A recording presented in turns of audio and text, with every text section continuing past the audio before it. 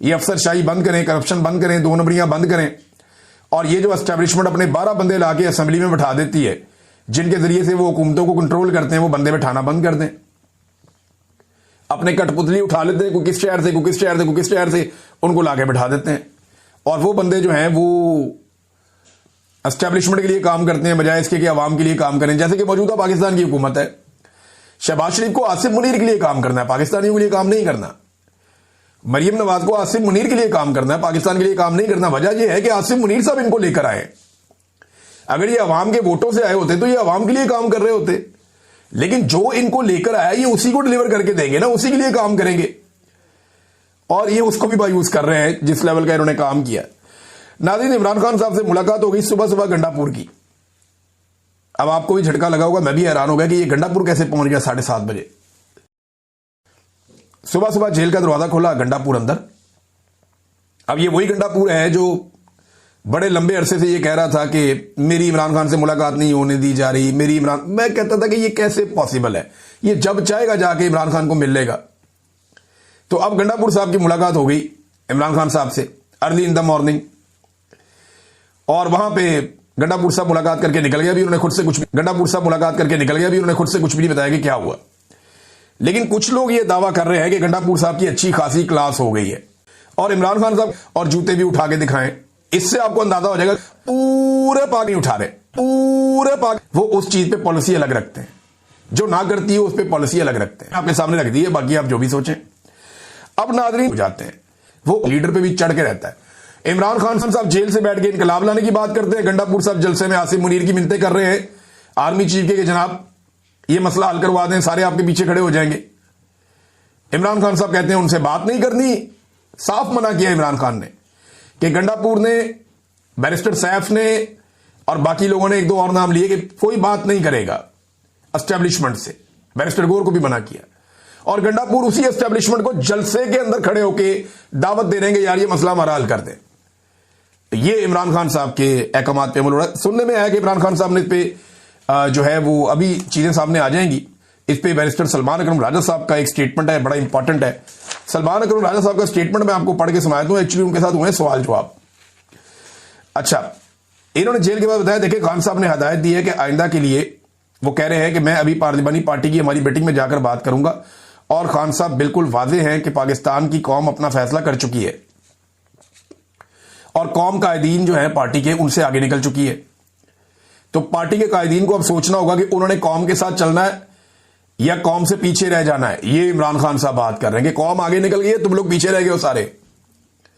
अब तुम लोग सोचो कि तुमने कौम के साथ चलना है या पीछे रह जाना है तुमने, क्योंकि कौम तो आगे निकल गई है। और ये पार्टी के हर लीडर के लिए ये बात है, और जो मुआज़िज़ जितने भी रहनुमा है पार्टी के उन सब के लिए है। खान साहब बड़े वाज़ेह हैं, और उन्होंने ये बात की है कि कौम के साथ तहरीके इंसाफ को खड़ा होना होगा। साफी ने पूछा कि जलसा हुआ, उस पर खान साहब ने क्या कहा। उन्होंने कहा जलसे के इंतजामी मामला में वही बदबू वाला मामला, कचरे वाला मामला, उसके ऊपर खान साहब ने शिकायत थी। खान साहब तक मुकम्मल बात शायद बराह रास्त नहीं पहुंची थी, लेकिन इस पर रिपोर्ट हो रहा है कि खान साहब ने बरहमी का इजहार किया है। जलसे में जो जूते वगैरह दिखाए गए, इन पर बानी पीटीए बरहम नहीं हुए, ये पूछा। तो देखिए, अगर कुछ लोगों ने ऐसा किया है तो इसी तनाजुर में खान साहब ने कहा कि हमें कौम की नब्ज समझनी चाहिए। ये नहीं कहा खान साहब ने कि लोगों ने गलत किया, उन्होंने कहा कौम की नब्ज समझनी चाहिए। अगर कौम आगे निकल गई तो हमें कौम का साथ देना है, हम कौम से पीछे नहीं रह सकते। ये इमरान खान साहब ने जेल में कहा।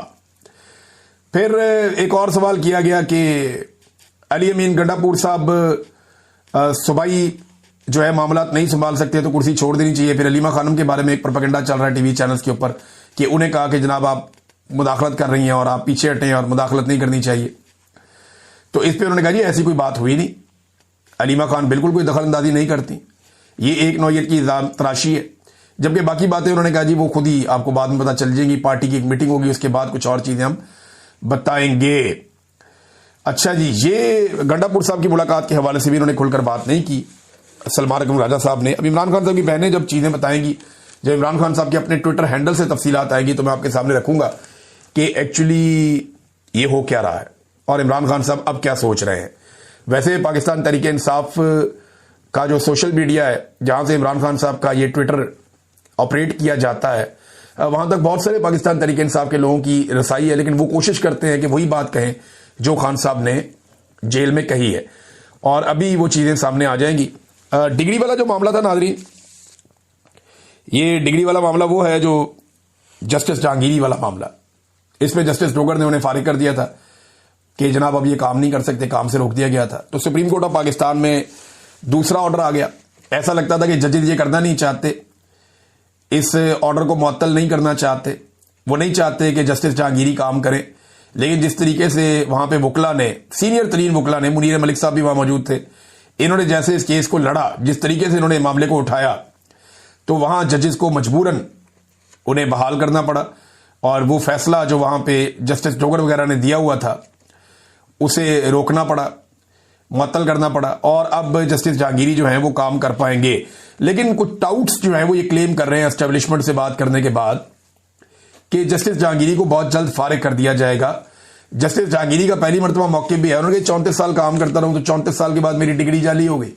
मामला वही है ना जो पूरा पाकिस्तान कह रहा है कि जब तक ये जज और तमाम ओहदों के ऊपर रहा ये शख्स, तब तक किसी को कोई प्रॉब्लम नहीं था। जैसे ही इस आदमी ने एस्टेब्लिशमेंट को छेड़ा, एस्टेब्लिशमेंट ने इसकी डिग्री जाली कर दी 34 साल के बाद। यह है पाकिस्तान का निजाम।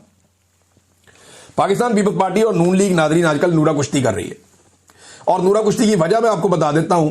ये मुझे सोर्स ने बताई, बड़ी मजेदार बात है।